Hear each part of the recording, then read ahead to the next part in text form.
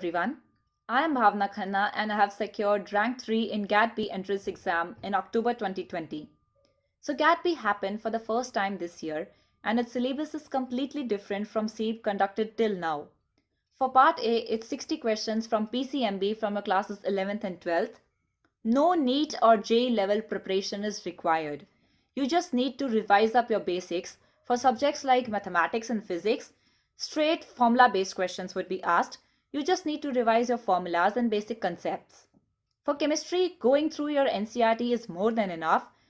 Do consider reading simple chapters as direct questions are also asked. For biology, your class 11th and 12th NCERT is your Bible, as completely memory-based questions would be asked. You need to remember the examples of those kingdoms, first 5 chapters of class 11th, plant hormones, photosynthesis, respiration cycles. Questions like how many ATP are gained, how many ATPs are lost can be asked. The name of the enzymes, applications of biotechnology, diseases, causing agents, etc. etc. Don't restrict yourself to these topics. I'm just suggesting you to focus on these topics while reading these chapters. For mathematics, against the simple formulas and you're done. Even a non-math student like me could solve them easily, so you need not worry even if you didn't have mathematics in plus 2. So for part A, learn as much as information as you can instead of going deep into the things and solving complex HOTs. For part B, it's your undergraduate level biochemistry, biotechnology, life sciences and allied areas. You just need to attempt only 60 questions out of 100, so you will have ample of choice.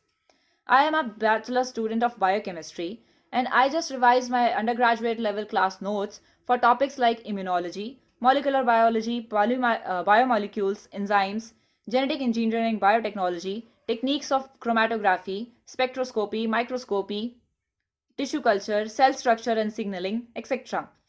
It really depends on what subject you have done in your undergraduate, as revising those things is much better than starting something afresh that you haven't studied at all. And then while attempting the paper, I did part B first, 60 questions in 60 minutes. That's very smooth and easy to do because it's just pure biology and easy to recall. Then once you attempt 60 questions, the software won't allow you to select even a single question afterwards unless you unselect your already attempted question. So I suggest you to keep your doubtful questions under marked as review category and then review them later on. After that, I attempted part A for the next 60 minutes. Do remember negative marking is there, so don't get tempted to solve every question. Just solve those over which you are confident about. After that, again you have 1 more hour to revise up that marked as review category questions in part B and attempt the leftover questions in part A. And it's enough for you to revise the complete paper, and in 3 hours you can solve it. Paper is not that difficult.